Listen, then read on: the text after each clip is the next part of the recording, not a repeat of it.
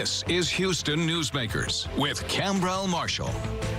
It's almost back to school time for hundreds of thousands of area students, and that means school districts have got to be ready with some sort of plan. But the scenes of last year won't be the same this year, with COVID-19 impacting schools throughout the region and the country. The Houston Independent School District is the largest in the state, 7th largest in the country, and has made the decision to start the school year 100% virtually for the first 6 weeks, an obvious big change for everyone. Dr. Grenita Lathan is the interim superintendent of HISDs here this morning to talk about the changes ahead and how it will be accomplished. Good morning, Dr. Lathan. Thank you for joining me this morning. Good morning. Thank you for having me. You announced this big decision this past week. Talk about what went into deciding to do it the way that you've decided.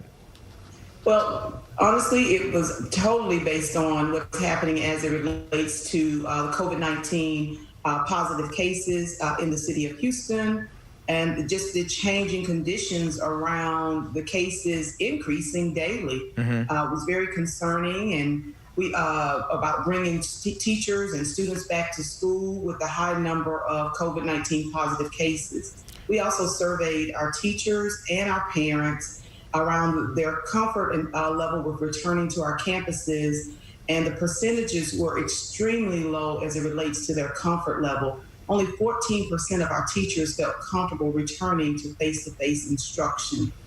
And as the cases peaked or spiked around the 4th of July, and our survey closed actually on July 2nd, we saw those concerns or those percentages increase as it relates to returning to face-to-face instruction.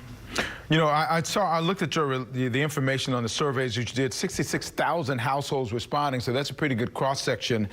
And as you talk about that, 51.5% said, well, in-person plus virtual. Then 51% said all virtual.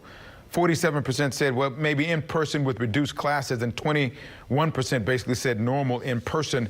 Obviously, you had to look at all of that and go with the combination of those to feel what's safe for you going forward. What's going to determine what changes you make after the first 6 weeks? A decrease in the number of positive cases, in consultation definitely with our city and county health departments, getting information from them. And watching that over the next several weeks. We will, of course, make adjustments as needed. We are prepared to return to face-to-face instruction, returning in phases so that we can reduce the number of teachers and students that are interacting at any given moment in time during the school day. But we are prepared. It is hard. It was a hard decision to make to be 100% virtual, because our students do need to be in school with their teachers and their principals. But safety is my #1 priority. One of the first hurdles that comes to mind when you talk about virtual is making sure that all students have access. How's that being handled? Because many parents have said, you know, all they can handle a lot of times is they go to work, they send their kids to school. Parents need to have help. They say they need technology devices, they need help with schoolwork, they need remote technical help, and they need better internet. How are you working to make sure that you can at least provide some of that? Well, actually, we're going to address all 4 of those things you just mentioned. #1, if a student is in need of a laptop, Chromebook, or iPad, it's based on their grade level, and a hotspot so they can have access to the internet, they need to notify their school, and we will be providing that device. We will also be surveying all of our parents again to ensure that every child has a device and is ready to log on September 8th. Also, we will be providing us resources. We have a hotline that will go live again on August the 3rd, 713-556-4636. That's 716-556-INFO 4636. That number will operate from 7 a.m. to 7 p.m. daily.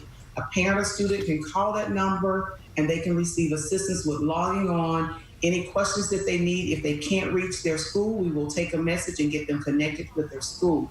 Also, we will have academic tutors and support for students who need additional assistance academically. So all those things will be in place at the start of the school on September 8th.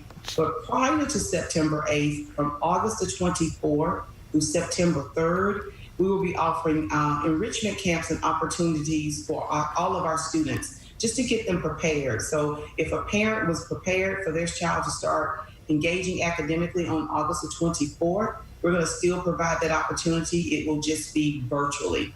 Also, we will be offering a course for our parents on how to work with their child through our HISD at Home platform. Wow, okay. Yeah, that pretty much covers that a little bit, doesn't it? It kind of helps people get things what they need to have. How are you balancing what HISD is doing compared to what the state wanted to do? Because there was, a lot of push to get in school, get the kids back in classrooms. And you decided you're not going to do that. Is there any feedback from the state about your decision, or did they go along with you now to say local school districts have the role to play and they make that decision?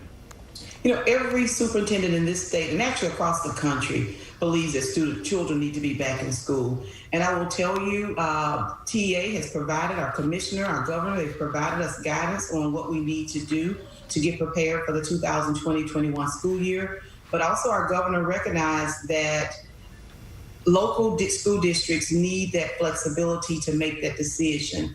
And based on that information, not only from our governor, but from our commissioner, I made the decision for us to operate 100% remotely and virtually. And I appreciate that flexibility. It's a scary time for parents when they're sending their kids to school for the first time. Now we're going through something where a lot of parents are doing this for the first time as well. New territory right now for educators and for parents. What message do you give to parents who are concerned about the education that their children are going to get?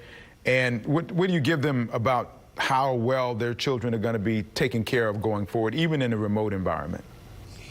I want to share with you that we have an instructional continuity plan that was created by principals, teachers, parents, and students that actually outlines what academic progress should look like, how teachers should be engaging with students, the commitment that parents and children need to make.